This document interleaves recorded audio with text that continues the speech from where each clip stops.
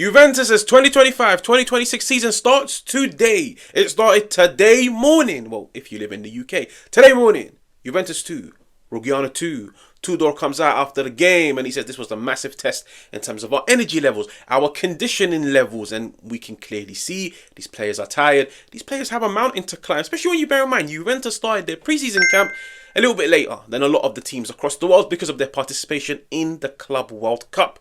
Juventus have to make it up. But who impressed? Who didn't? Who needs to be sold? Who needs to be signed? What areas do Juventus need to strengthen? Before everything, I just want to say a massive thank you to every single one of you guys, because I usually hate the off-season, but you guys have stuck by this stupid Arab that talks non-stop. You guys have stuck by me throughout this entire summer. You've supported the channel, whether it's the transfer videos, whatever. So massive thank you to you. Let's get into it. Juventus 2, Reggiana 2. Now let's start off with everybody's favourite thing. Jam donuts or custard donuts? For me, custard donuts. But no, let's start off with the tactics, the team shape. Anything new? Juventus set up in the 5-2-3. Now, we've been accustomed, especially under Igor Tudor, we see the 5-2-3 off the ball. In possession, it automatically becomes into a 3-4-2-1, or what some people like to call the 3-4-3. Today, it was a little bit different. And in my opinion, it was a nice change to see. The 5-2-3 in possession, when it came to build-up, automatically turned into a 3-2-4-1. So it basically just meant the wing-backs, rather than standing side by side with the double pivot midfielders, you guys go and stand side by side with the two roaming number 10s. It meant Moretti, Conceição can tuck inside, playing closer to somebody like Jonathan David. And I feel like it paid dividends when we saw Conceição's first goal. Jonathan David in that central area, but you see how close Moretti is to him. You see how close Conceição is to him. The wing backs are occupying the flanks. Conceição, Moretti, they tuck inside and practically play like two roaming number 10s. So, in possession, it turned into a 3-2-4-1. And of course, once they got into opposition territory and they pushed the entire team forward, it just fell into its more natural 3-2-5 shape. For me, this helps a lot, especially when playing out of the back, because now you can just descend. Also, when Locatelli has the ball, he knows I've always got Conceição ahead of me, and I've also got Nico Gonzalez to the right of me. The same thing about Coop Miners. I've always got Moretti ahead of me, but to the left of me, I've got Kostic. And when it comes to Jonathan David, somebody who likes to give and go, he likes to drop deep, he likes to occupy space, he likes the decoy runs, having Conceição and Moretti in close proximity to him, I feel like it just makes settling into life very, very, very easy, because every time you get the ball, there's an option in and around you. And like I said, for the first goal, when he got the ball, Conceição was right next to him. Play with one another, congest the space, attack the space. It was a good team goal, but I feel like this little tweak definitely helped Juventus. Now let's get into my favourite part. Decoding Jonathan David's debut. Ya habaib al-Elb. Don't you worry, I will have a video on that tomorrow. My favourite part is, who didn't impress and why?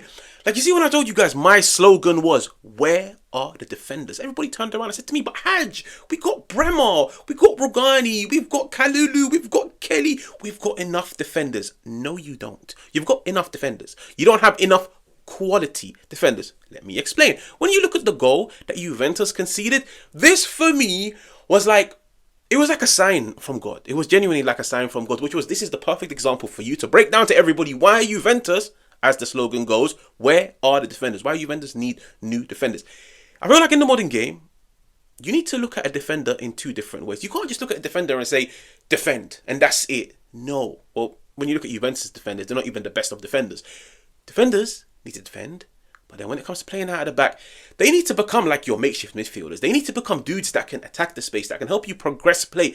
Like, it's all about utilizing them in so many different areas. You need yourself defenders that can assess situations, that can play out of the back in a variety of different ways, whether it's by carrying it, whether it's by passing it, whether it's by just manipulating the opposition with their body positioning. You look at the goal that Juventus conceded. Now, Juventus are trying to play out of the back down the right-hand side. There is nothing wrong with their overall shape. You've got Bremer in behind Kalulu. You've got Locatelli coming deep. And this touches on my second point, which is show for the ball. But I will try and merge the two. When you look at Kalulu and he has the ball, a lot of times I've mentioned things like body mechanics, yeah? The way a player positions his body, whether it's the rotation of their hips, the way they receive the ball, what foot they control the ball, and how they control the ball, whether they control it inwards or outwards. If you receive the ball and you automatically control it inwards, there's no way in hell you pass the ball forwards, because you've now automatically rotated your body in that positioning. You can only pass sideways. Now, the one thing they teach you in football is never ever do the sideways inwards pass when playing out of the back, unless your teammate is unmarked and unoccupied. You look at Locatelli. He's already getting pressed from 2 different angles. Now, there's nothing wrong with Kalulu giving him the pass if there was a good weight on it, if there was good accuracy. He completely missed Locatelli. But if Juventus actually had themselves good defenders, look at the space that I've highlighted. This, like any other top defender across the world, would just get the ball. He would look at the centre, like to his left, and he'll be like, there's a lot of players in there. It's very congested. And it's very risky for me to pass the ball inwards. Where's the space? They always tell you, pass into the space. If not, attack the space. Any other good defender, in terms of like technically, in terms of carrying the ball, would just pick up the ball and run into that space. Now, I look at Kalulu and I didn't really turn around and say, you should have carried it. I was just like, well, 1, you should have carried it. But 2, I feel like your teammates could have made your life a little bit easier. Rather than carrying into the space, why don't any of those Juventus players position themselves into that space? That right-hand side, that right flank is occupied by Nico Gonzalez. And that's where I was looking at it and I was like, where are you? Like, surely you need to be dropping deep. That way, when Kalulu has the ball, he knows, ahead of me, I got Nico Gonzalez. To the left of me, I got Locatelli. I've got 2 passing angles. When Kalulu gets the ball over there and pressure is being applied, he only has one option, and it's to pass to Locatelli. And I'll be honest with you guys, like, sometimes it happens where you overhit the pass, you miscalculate the pass, too much pressure and you can't get the right accuracy on the pass. That's why I always say, play in close proximity. Don't let your teammate think too much on the ball. When he gets the ball and he lifts his head up, he needs to know, I got left, I got right, and I got over the top. When Kalulu got the ball, all he had was either backwards to Bremer, which is risky, or sideways to Locatelli, which is risky. The fact that he mishit the pass, Juventus went on to concede. It's all about positioning. It's all about positioning. If Juventus had themselves good centre-halves on the ball, they would have just carried it into the space. The fact that Nico Gonzalez didn't make himself available, I feel it's like it's set up Kalulu, but I feel like Kalulu also could have done better. Okay, so now that I've got my little mini rant out of the way, I feel like there's a massive misconception around preseason, and I don't want to come across negative. I really don't. I understand it's preseason, and trust me, I'm very aware preseason is an opportunity for you to get your match fitness up, for you to get that necessary match rhythm, for you to get that necessary match sharpness, for a coach to utilize plays in different areas, for him to implement and try out new tactics, new formations. I completely understand that. But when it comes to preseason, Tudor is not sat with these players and telling them, go out there, have fun, but at least at the end of the day, we've got your match fitness up. No. Preseason is an opportunity for you to iron out, for you to work on things that, in your opinion, might not be going to plan. So it might be preseason is an opportunity for us to try and master the press. Preseason is an opportunity for us to master playing out of the back. The first thing that caught my eye, the team in the second half was following instructions far better than the team in the first half. Second half, Juventus were pressing. Look, Kenan, Cambiasso, Thuram, McKennie, look at them. They're going man to man. They are applying serious pressure to this Serie B team.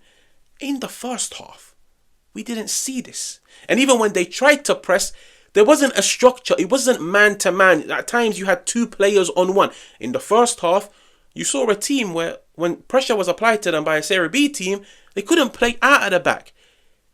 My point is, when you look at preseason, you need to look at these things besides the scoreline. Look at the performance. Ignore the scoreline. You can play amazing and still lose 2-3-0. Maybe you were unfortunate. Maybe it's the fact that fatigue, as Tudor said, like these players don't have it in them to play 90 minutes.